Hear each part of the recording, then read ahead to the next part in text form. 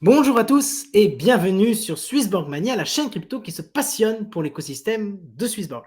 Aujourd'hui, on va refaire le point sur le Yield 2.0 parce que nous avons eu un article écrit par Bastien Muster qui s'occupe un petit peu de toute la stratégie autour du jeton CHSB, notamment les utilités, le fonctionnement, le yield. Et donc, on va regarder un petit peu dans le détail les éléments qu'il nous fournit pour essayer de juger un petit peu la pertinence, l'efficacité, le rendu de ce Yield 2.0. Si vous nous découvrez au cours de cette vidéo, n'hésitez pas à télécharger l'application Swissborg. C'est l'application la plus simple pour investir dans la crypto-monnaie. Vous allez trouver un lien qui va vous permettre de télécharger l'appli et de gagner jusqu'à 100 € de jetons CHSB, jetons de l'écosystème. Et ceci seulement si vous déposez évidemment vos premiers 50 €. Alors ça peut être des fiat comme ça peut être de la crypto. Petit disclaimer qui va bien. Là, on va avoir pas mal de chiffres. Ces chiffres proviennent du site internet de Swissborg. Tous les liens vers les articles, etc. sont dans la description. Donc, en cas de doute, n'hésitez pas, rapprochez-vous de ces données officielles. Nous, derrière, parfois, on fait des petites des additions, on refait des petits graphes. Donc, évidemment, il peut toujours y avoir erreur. Donc, faites bien attention à ça. Gardez à l'esprit que vous êtes sur une chaîne qui est résolument orientée Swissborg, écosystème Swissborg, et nous détenons nous-mêmes des jetons CHSB. Donc, forcément, nous avons un petit biais positif que nous assumons pleinement. Mais voilà, c'est bien clair, c'est bien dit. N'hésitez pas à faire vos recherches complémentaires par rapport à ce que nous vous disons sur la chaîne. Alors aujourd'hui, on va revenir sur ce Yield 2.0. On ne va pas refaire toute la litanie. On a fait déjà plusieurs vidéos sur le sujet. C'est vraiment un élément central de l'application Swissborg. Mais on va refaire une petite chronologie, un rapide récap de ce qu'est le Yield 2.0 pour tous ceux qui s'y intéresseraient dès à présent et qui voudraient en savoir plus. Et on rentrera dans le détail, ce sera le cœur de la vidéo, sur l'impact sur la distribution. On verra aussi les évolutions à venir. Et puis, au milieu de tout ça, il y aura quelques analyses de notre part. Alors, la chronologie, elle est la suivante. C'est-à-dire que l'application, elle est assez récente, elle date de mars 2020, donc c'est un petit nouveau dans l'écosystème des plateformes d'acquisition de crypto-monnaies, lancé en mars 2020, donc on va bientôt fêter les 2 ans de l'application. Et en fait, du moment où l'application est sortie jusqu'à décembre 2020, il n'y avait pas de rendement nulle part dans l'application, et donc encore moins sur le CHSB. Ce n'est qu'en janvier 2021 que le yield est arrivé sur le CHSB. Au début, c'était un yield qui rapportait assez peu. On visait à peu près 5% de rendement. Et puis d'un seul coup, il y a eu un petit boost qui a été apporté, ce qui fait qu'on a pu monter jusqu'à 10% de rendement sur les CHSB. C'était à partir de janvier 2020. Et puis à partir de janvier 2021, ça y est, le Graal est arrivé, si je puis dire. On a pu générer des rendements passifs sur ces CHSB en les plaçant dans le yield. Là, c'était un fonctionnement assez simple. Il suffisait d'avoir des jetons en fonction de vos statuts premium. Ça augmentait votre rendement. C'est qu'en novembre 2021 que le Yield 2.0 est arrivé et là, il y a eu un vrai effet multiplicateur, notamment pour les petits portefeuilles, avec une augmentation des taux pouvant atteindre 32% sur vos jetons CHSB. Et puis, on verra en fin d'émission qu'effectivement, ça ne va pas s'arrêter là. On va aller plus loin. Il y a des propositions qui sont en cours et on en discutera en fin d'émission. Au niveau du récapitulatif de ce qu'est le Yield 2.0, je vous invite fortement à regarder la vidéo qu'on avait faite sur le Yield 2.0 qui est toujours d'actualité et qui va bien vous expliquer un petit peu comment ça marche. Mais sinon, on va faire juste un petit rapide scroll sur le site internet de Swissborg qui a une belle présentation de comment ça marche. Donc, autant ne pas s'en priver. Je vous fais un petit récap en 3 minutes comme ça. Et nous voilà donc sur le site internet de Swissborg. Pour trouver cette page, c'est assez simple. Il suffit de se mettre dans Tokens et de se mettre dans Yield, CHSB Yield 2.0. Et vous arrivez mécaniquement ici. Le site est en français, pensez bien à vous mettre en FR si vous arrivez sur la version anglaise. Donc, c'est une innovation qui va permettre à chacun de faire fructifier son patrimoine crypto. Et notamment ici, ça ne s'adresse qu'au CHSB. Les yields sur l'USDC, le BTC, Ethereum, BNB, Matic, etc. fonctionnent avec la DeFi. C'est un mécanisme différent, très différent que ce qui fonctionne avec le CHSB. Donc là, on a bien en tête qu'on ne parle que du CHSB. C'est quelque chose d'extrêmement facile. Ce sont des rendements qui sont les plus compétitifs de l'application et ceci de manière durable. C'est-à-dire que quand vous regardez l'application sur longue période, vous verrez que souvent, très souvent, on est le meilleur jeton qui rapporte, voire le second. Et c'est un véritable moteur de croissance pour l'application et d'une manière générale pour le jeton CHSB en lui-même. Donc c'est vraiment une nouvelle façon de concevoir le yield chez Swissborg. Vous avez donc des taux qui sont très élevés, notamment pour les petits portefeuilles. Si vous êtes un petit portefeuille, le yield 2.0 est vraiment fait pour vous. Les taux sont là les plus élevés possibles. Ensuite, vous allez avoir un rendement qui est automatisé, performant, c'est-à-dire que vous n'avez pas besoin de faire, de vous rendre dessus tous les 4 matins, non. Dès le début, dès que vous faites les choses, automatiquement, vous aurez le meilleur taux possible pour votre portefeuille. Et enfin, c'est basé sur un indice communautaire, le Community Index, qui a pour but un peu de sentir, de palper, au travers de plein de critères, la santé de l'écosystème. Et donc, si Swissborg se porte bien, il y a beaucoup d'échanges, il y a un taux d'adoption de la plateforme qui est fort, il y a des frais qui sont générés, des volumes, etc. Bref, un ensemble de critères. Et quand tout ça est très positif, eh bien, il y aura un meilleur taux distribué, un meilleur rendement pour vos jetons. Par contre, si ben voilà, c'est un peu le calme plat, la crypto se passe pas bien, il n'y a pas beaucoup, Swissborg est un petit peu en range, il ne se passe pas grand-chose, et bien là, les taux seront plus réduits. Ce qui va permettre notamment, et c'est ça qui est important de l'avoir en tête, c'est que le but de ce genre de programme, c'est que ce soit durable dans le temps et qu'on ne se retrouve pas dans quelques mois, dans quelques années avec ben voilà, un programme qui s'arrête. Non, le but du jeu, c'est que ce soit un programme qui dure ad vitam aeternam. Donc, on va regarder un petit peu tout ça. Ici, il y a quelque chose qui est très important à retenir, hein, c'est que ne rapporte dans le yield que les jetons qu'on met dans le yield. Si vous les mettez ailleurs, par exemple pour le premium, ils ne rapportent pas ces jetons-là. Par contre, ils boostent les jetons que vous avez mis dans le yield. Manière très intéressante de voir, si vous avez que 100 jetons hein, et que vous n'êtes pas premium, eh bien, vos jetons vont être placés et vont rapporter en ce moment du 12,29% par an. C'est un taux API, donc qui intègre déjà la composabilité des choses. Donc voilà, si le taux se maintenait à 12,29% pendant toute l'année, ben vous auriez 12 CHSB arrondis, hein, avec un portefeuille de 100 jetons. Si par contre vous montez et que vous avez hop, 500 jetons, bon, ben, ça fait 61 jetons CHSB, toujours du 12,29. Si vous montez à, hop, et je vais me mettre ici exprès un petit peu plus haut, hein, à 6000 jetons, ce qui est très important de noter, c'est que vous voyez, vous avez des petits pots qui se remplissent au fur et à mesure. Et une fois que le pot est plein, eh bien, on va commencer à remplir le pot suivant.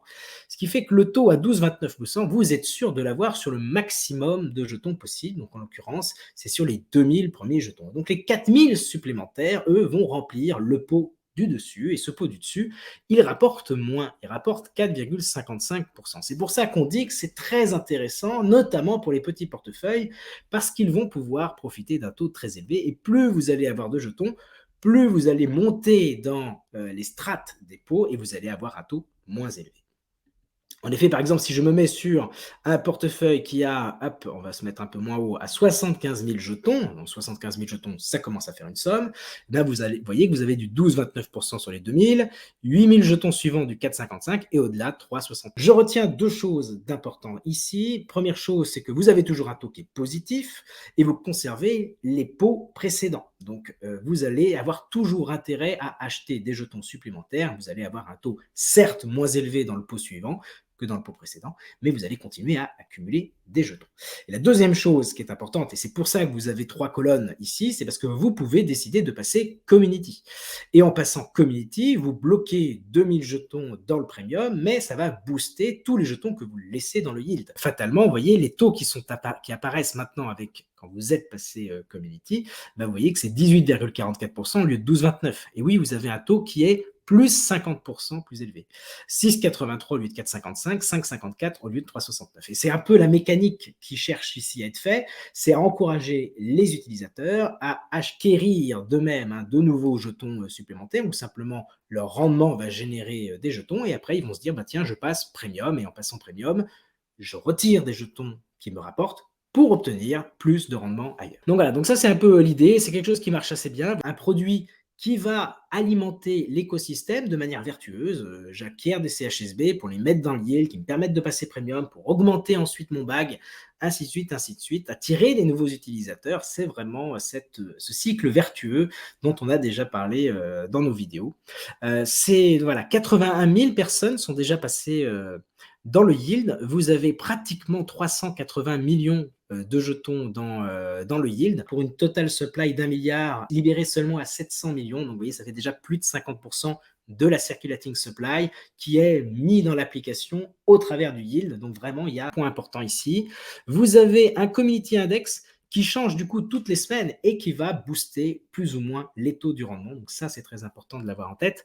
Vous avez un white paper sur le site internet qui est en anglais malheureusement, mais qui vous permet de comprendre un petit peu comment se constitue cette note et comment chacun à notre niveau, nous pouvons agir pour pouvoir booster le rendement que nous allons percevoir. C'est ça aussi qui est très important et que vous ne trouverez pas dans la finance traditionnelle, c'est que nous sommes tous orientés utilisateurs de l'application, employés, puisqu'ils ont des primes en CHSB, fondateurs, ils n'ont que des CHSB, ou tout simplement investisseurs, eh bien, nous avons tous la même chose, c'est le CHSB en point de mire. Et donc, si nous voulons en tirer le maximum, eh bien, nous devons contribuer pour améliorer la note du Community Index. Et enfin, voilà, là, vous avez les taux. Donc là, vous avez un exemple de taux qui vous permet de voir qu'effectivement, plus vous allez avoir de jetons, moins le taux sera élevé sur le dernier pot. Par contre, vous avez les super taux des pots précédents. Et puis après, à vous de voir si vous voulez passer à un premium pour booster votre expérience. On verra à la fin qu'effectivement, nous attendons un bonus de fidélité prochainement. N'hésitez pas, si ça vous plaît, à creuser un petit peu. Et vous voyez ici, vous avez quelques articles qui vont vous expliquer comment cela fonctionne. On va retourner dans notre présentation pour faire le focus justement sur ce qui s'est passé pendant les 2 premiers mois du Yield 2.0. Alors, on va parler du coup, si vous allez sur le site d'internet de Swissborg et que vous allez dans la section blog, vous trouverez un article dans lequel j'ai tiré toutes les images que vous allez voir dans le suite de la vidéo. On va creuser tout ça en profondeur et on remercie grandement Bastien pour la transparence que cela apporte pour tous les utilisateurs. Ils peuvent se référer à cet article pour voir un petit peu comment ça a fait changer plus ou moins l'écosystème. Et puis, voilà, on va trouver de petites informations qui vont être particulièrement utiles pour celui qui cherche un petit peu à comprendre comment les masses évoluent au travers de l'écosystème. Le premier élément, c'est les nouveaux jetons qui rejoignent le yield. Et vous voyez que septembre-octobre étaient des mois sans le yield 2.0. Novembre est le mois où est lancé le yield. Vous voyez un afflux massif. 14 millions de jetons ont rejoint le yield, 8 millions en décembre. Donc, on voit bien que c'est quelque chose qui a eu un véritable impact d'un coup. Puis ensuite, c'est un petit peu moins fort parce qu'évidemment, le gros est allé là, mais ça a quand même un taux, une attractivité en termes de quantité de jetons qui est 3 à 4 fois supérieur à ce qui était présent avant. Ça, c'est clair, il y a eu des dépôts massifs qui ont rejoint le Yield 2.0 très rapidement après le lancement du programme. Ensuite, on peut se poser la question, ouais d'accord, il y a des gens qui rajoutent des jetons globalement, mais est-ce que finalement, il n'y a pas un effet je verse et puis après j'en retire? Non, on s'aperçoit ici que vous avez à peu près 2 à 3 fois plus de dépôts dans le yield qu'il n'y a de retrait. Et c'est un chiffre qui était déjà supérieur par le passé, avant le yield 2.0, il y avait toujours plus de gens qui mettaient que de gens qui retiraient. Et avant, c'était 1,5 fois, et maintenant, il y a 2 à 3 fois plus de dépôts que de retraits. De ce point de vue-là, c'est un succès. On va ensuite s'intéresser aux nouveaux utilisateurs en CHSB. Est-ce que ça a attiré du monde? Oui, ça a attiré du monde. C'est pas simplement les anciens utilisateurs qui ont déposé plus de jetons, c'est aussi des gens qui étaient dans l'appli et qui se sont mis à investir dans le yield 2.0. Qu'est-ce qu'on constate? Plus 8000 utilisateurs en novembre, pratiquement plus 5600 sur décembre, donc voilà, et c'est en hausse à chaque fois par rapport à octobre. Donc il y a un véritable effet d'attraction sur le programme qui convainc beaucoup de personnes. Là aussi, ça a plutôt bien marché. Au niveau de la conversion, là, on va se poser la question de est-ce que quand quelqu'un fait un dépôt dans l'appli, il a tendance à acheter des CHSB? On n'a pas le taux ici de quand quelqu'un fait un dépôt, est-ce qu'il achète des CHSB? On n'a pas cette information-là. Par contre, on voit que c'est en forte augmentation mois après mois. C'est-à-dire on regardait ce taux de conversion du dépôt en achat de CHSB en octobre, et on voit qu'en novembre, il a augmenté de 23% par rapport à octobre. On regarde à nouveau en décembre, on prend la hausse de novembre et on rajoute la hausse de décembre, et ça fait qu'on a encore plus de conversion à ce niveau-là. Et janvier a encore accéléré le phénomène. Alors ça s'explique aussi parce que le cours du CHSB il fluctue et parfois il y a aussi une dynamique en se disant tiens, le cours est pas cher, je vais peut-être rentrer maintenant. Donc il y a aussi d'autres éléments qui peuvent arriver ici et expliquer un plus fort dynamisme dans l'accélération, parce que là, on est dans l'amélioration du process. Mais après, il y a aussi des gens qui peuvent se dire, bah, moi, maintenant, je décide d'investir directement dans du CHSB parce que j'ai compris hein, le phénomène, l'intérêt du yield. Et puis, je vois que ça me génère, je vois que je peux sortir quand je veux, je vois que je peux revendre contre des euros, je vois que finalement, je ne suis pas pris pieds et mains liés en un jour. Hein. Je vous rappelle que le yield, on peut sortir en un jour. Il y avait déjà une population qui était présente dans l'application, qui le mettait dans le yield ou qui ne le mettait pas. Certains pays, je pense à l'Allemagne, parfois, ils préfèrent ne pas mettre dans le yield à cause des contraintes fiscales. Hein. Donc ça, c'est malheureux, mais c'est un petit peu comme ça. On n'est pas tous traités à la même enseigne en crypto d'un point de vue fiscalité. En tout cas, on a un premier élément de transparence ici sur ce que font les holders depuis le lancement du Yield 2.0 et on constate que vous avez voilà, à peu près un tiers des gens qui soit ont vendu une partie, soit ont tout vendu. Par contre, ce qui est intéressant, c'est que vous avez les 2 tiers des utilisateurs qui soit n'ont rien fait, soit pratiquement la moitié des gens ont renforcé leurs capitaux en CHSB, en nombre de CHSB. Donc ça, c'est assez intéressant de voir que, voilà, on perd un tiers, mais bon, il y a toujours des projets où on perd un petit peu. Et puis on voit qu'il y a aussi une grosse partie de ceux qui ont décidé d'en vendre, qui ont décidé de tout vendre. Donc ça, c'est entre guillemets, quand on réfléchit sur la force d'un écosystème. Quand les gens sont sortis, ils ne peuvent plus véritablement faire de mal aux jetons. Ils ont lourdé leurs jetons parce que voilà, ils avaient d'autres projets. Ils voulaient peut-être aller sur un truc qui, pour eux, avait un plus grand potentiel. Mais en tout cas, ils ne peuvent plus faire le mal en tant que tel. Ils sont sortis, ils sont out. Ils ont laissé la place à d'autres qui, soit à des nouveaux utilisateurs, et on a vu qu'ils ont été nombreux, soit à des utilisateurs déjà présents. Et on voit ici qu'ils ont, pour la majeure partie d'entre eux, fait le choix de renforcer leur position. On parle ici que des achats, je ne parle pas de la taille du bag qui augmente mécaniquement quand on est dans le yield, on touche notre rendement, donc forcément là ça monte. Non, on parle ici d'achat, c'était bien précisé dans l'article. Un des objectifs présentés lors du lancement du yield 2.0, c'était d'apporter une meilleure santé à l'écosystème en faisant quoi? En essayant de mieux répartir la distribution des intérêts entre les utilisateurs. Et ce faisant, avec cette mécanique qui se comporte un petit peu comme un impôt inversé, c'est-à-dire que généralement avec les impôts, plus vous avez de revenus, plus vous payez d'impôts, et bien là, plus vous avez de jetons, moins vous touchez un taux moyen élevé sur votre portefeuille. Donc ça a pour conséquence de fortement inciter une multitude de petits détenteurs à renforcer ou à rentrer dans le jeton. Et ça, en leur accordant un meilleur taux, ça a un impact, c'est que la répartition de la richesse générée, elle est mieux répartie entre les différentes cohortes de l'application. Donc, et ce qui est intéressant à noter, surtout, c'est que ce mouvement aurait pu se faire avec une espèce de micro-panique des baleines, hein, qui auraient pu se dire, oh là là, mais moi, je perds une partie de mon rendement, je pouvais toucher jusqu'à 10, et finalement, si je suis au-dessus du million, je tombe à quelques pourcents, 3 à 4%. Donc, c'est forcément une baisse pour eux, mais on a vu qu'il n'y a pas eu une véritable fuite. Au contraire, l'indice a diminué, bien sûr, donc c'est dans le bon sens, hein, ça veut dire que c'est une meilleure répartition. Par contre, il n'y a pas eu de décrochage, c'est-à-dire qu'on n'a pas eu ici un effondrement massif. On a eu une courbe qui suit une tendance tout à fait normale, tout à fait acceptable. Donc, ce qui montre que ça se fait dans le calme et la douceur, et il n'y a pas, et voilà ce que j'avais marqué, une baisse modérée et maîtrisée dans le temps. Alors, on a également un tableau qui nous est présenté, et donc pour ce tableau, je vais vous le mettre en grand, puisque donc avec ce tableau, on a une idée un petit peu de la répartition des hodlers en fonction du nombre de jetons qu'ils possèdent. On n'a pas la ligne 0 à 100, donc ça c'est une première donnée, et on n'est pas sûr si du coup on parle de dans ce tableau, c'est tous les utilisateurs de l'application, ou si c'est uniquement ceux qui détiennent des jetons. J'aurais tendance à penser que ce ne sont que ceux qui détiennent des jetons, mais voilà, on n'a pas cet élément-là, et comme en plus il nous manque la quantité de personnes qui détiennent entre 0 et 100 jetons, on ne peut pas vraiment extrapoler tout partout. Donc je ne me permets pas de faire trop d'hypothèses et de choses là-dessus. Le tableau est un peu ce qu'il est. Ensuite, vous noterez que vous avez 3 lignes à 0% sur la dernière colonne.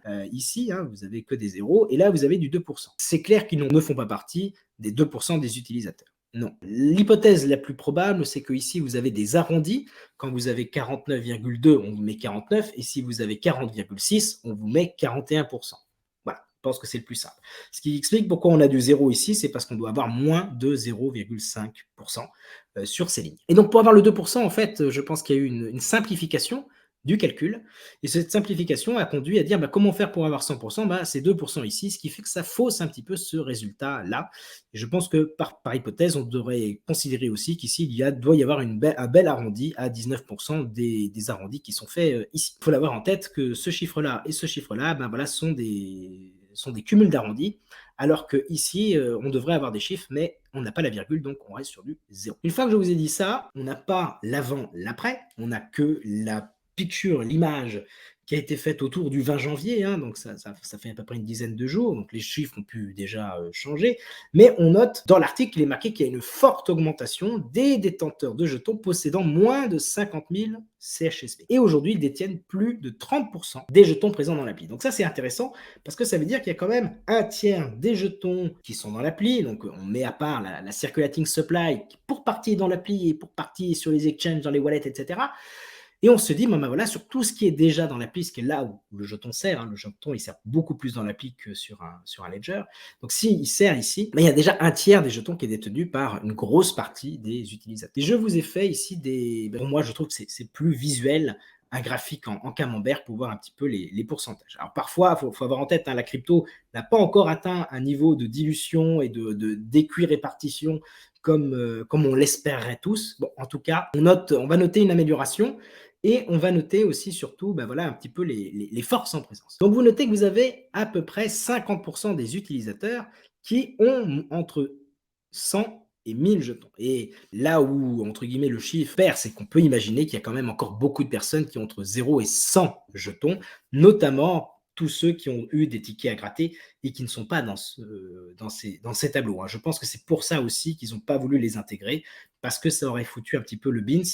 Et on ne peut pas vraiment considérer que quelqu'un qui a juste quelques jetons d'un ticket à gratter soit considéré comme un holder. C'est peut-être ça un petit peu les limites qu'on peut imaginer, hein, parce qu'évidemment, on n'est pas dans le secret des dieux, on n'a pas l'info. Donc voilà, vous notez 49% qui ont entre 100 et 1000 jetons, et vous en avez 41% qui ont entre 1000 et 10 000 jetons. Donc vous voyez, jusqu'à 10 000, vous avez pratiquement 90% des gens qui sont dans ce. Donc c'est la cible, on va dire, pour le community premium, hein. Ça c'est clair, le community premium, il est fait pour ceux qui vont jusqu'à 10 000, sachant qu'entre nous, hein, c'est un effort, c'est sûr, mais 10 000 jetons à 50 centimes, 60 centimes de dollars le jeton, c'est un investissement à 5 000 euros à peu près, hein. Au cours actuel, ça va, espérons-le, ça va peut-être monter. Donc voilà. Et puis ensuite, on voit que derrière, les pourcentages ben voilà, sont tout petits, ça représente beaucoup moins de personnes. À côté de ça, qu'est-ce que nous avons? Eh bien, nous avons le pourcentage des fonds totaux dans l'appli, hein. Dans l'appli,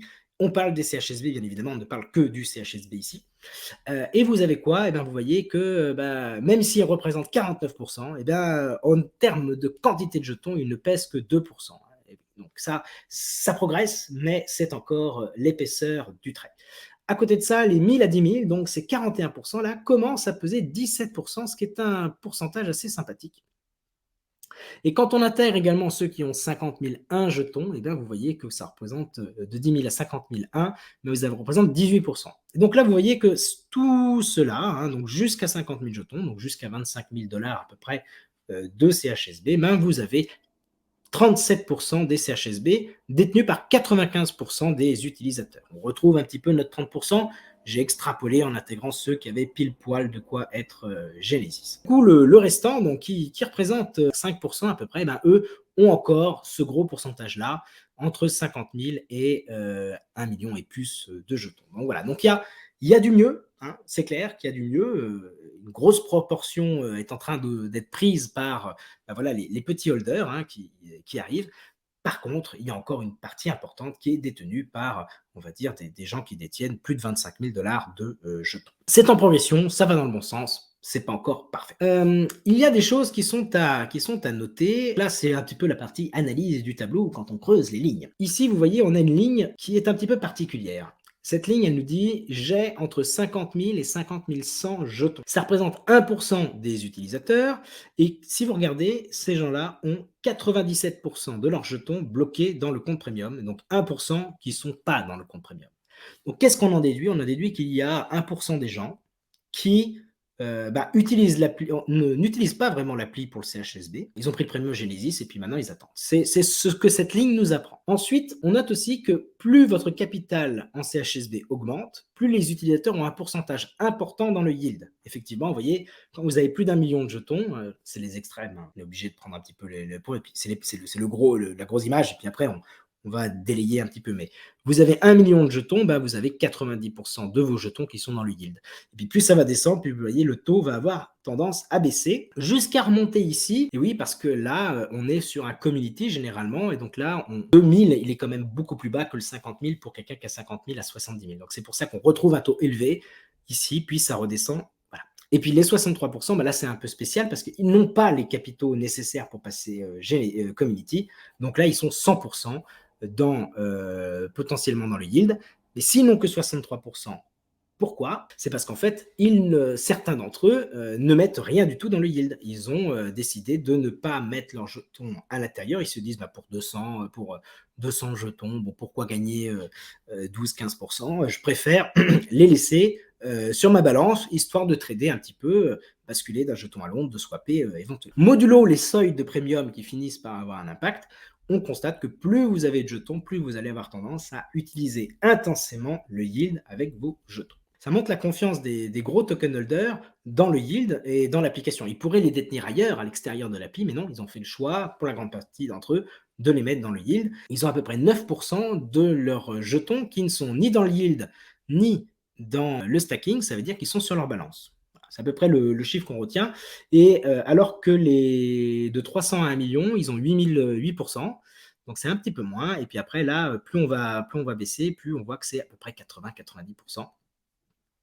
Ça fait une moyenne de 90%, quoi, hein. Sauf les petits holder-holders, 90% d'entre eux ont les jetons soit dans le stacking, soit dans le yield. Donc ça, ces 10% là, ça veut dire que ce sont des jetons qui peuvent être vendus, hein, à tout moment sur le marché. Donc c'est intéressant aussi d'avoir ça en tête. Alors en synthèse, on note que ce programme finalement a eu un effet très positif sur l'adoption du CHSB et la conversion de nouveaux utilisateurs.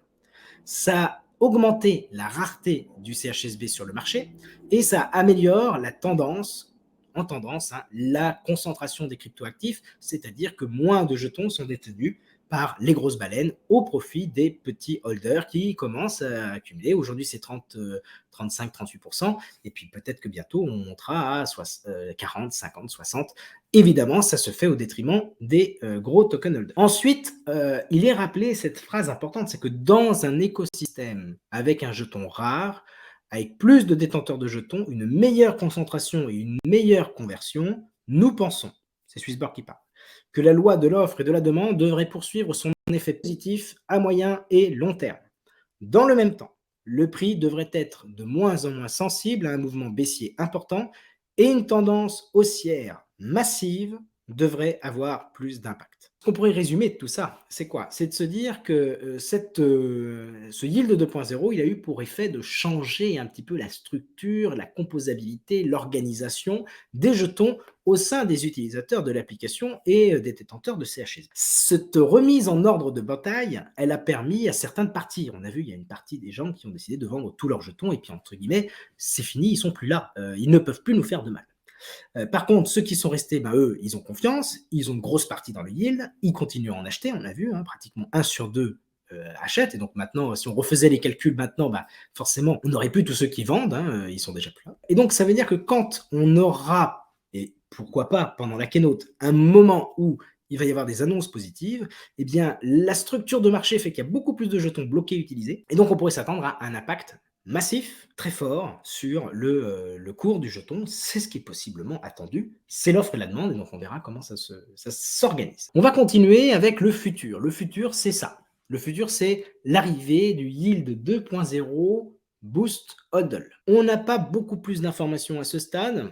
On sait que ça a été voté, décidé par le National Council et que ça va avoir pour objectif de récompenser les holders fidèles. Nous sommes en train de réinventer le programme du yield CHSB pour récompenser ceux qui yieldent sur le long terme. Comment ça pourrait se traduire? Probablement un taux plus élevé pour ceux qui ne sortent pas du yield. Mais on n'a pas plus d'informations à ce stade. Ce qui est intéressant, c'est qu'on a vu que plus on avançait dans le temps, plus le programme a évolué et plus il a mis en avant un taux élevé. On était parti avec un taux de 3, 4, 5%, on est monté à 10%, on est actuellement au maximum à 30% et peut-être que ça va encore augmenter avec le Yield Hodl Booster pour ceux qui garderont leurs jetons longtemps. Voilà, donc ça c'est quelque chose, on sait que ça va arriver, vous voyez c'est marqué en développement sur la roadmap, donc c'est pour bientôt. Peut-être que ce sera une annonce de la keynote, peut-être pas. On ne sait pas quand est-ce que ça va sortir. En tout cas, on avait eu les premiers échos de ce truc-là mi-2021. Donc, ça va faire 5 à 6 mois que c'est déjà, entre guillemets, quelque part dans la roadmap. Donc, on verra quand est-ce que ça pourra sortir. Voilà, les amis. Un retour plutôt très positif sur ces 2 premiers mois du Yield 2.0 qui s'est fait avec calme et de la modération dans le basculement de jetons de la part des baleines vers les petits holders, et puis pas forcément des baleines, parce que ça peut tout à fait avoir été acheté sur le marché. Je vous rappelle que pendant très longtemps, les jetons étaient sur les exchanges ou tout simplement dans les wallets de personnes qui n'utilisaient pas l'application. Donc ces gens-là peut-être se sont mis à vendre et au profit voilà, de tout un chacun et principalement les petits, puisqu'ils ont augmenté en quantité, en nombre de personnes, mais aussi en quantité de jetons détenus. Donc ça, c'est très positif. On a hâte d'arriver à la keynote du 15 février. Nous, on va continuer à suivre un petit peu l'actualité de Swissborg pour vous. Et puis dès qu'on aura des nouveautés, voilà, on refait le pot tous les mercredis à 17h. Et puis ensuite, on bascule sur des petits épisodes comme ça pour vous tenir informés sur un focus particulier. D'ailleurs, si vous avez envie qu'on traite un sujet spécialement, n'hésitez pas à nous le dire en commentaire. Je vous souhaite à tous une très bonne journée, une très bonne soirée. À ciao, bye bye. Salut les amis.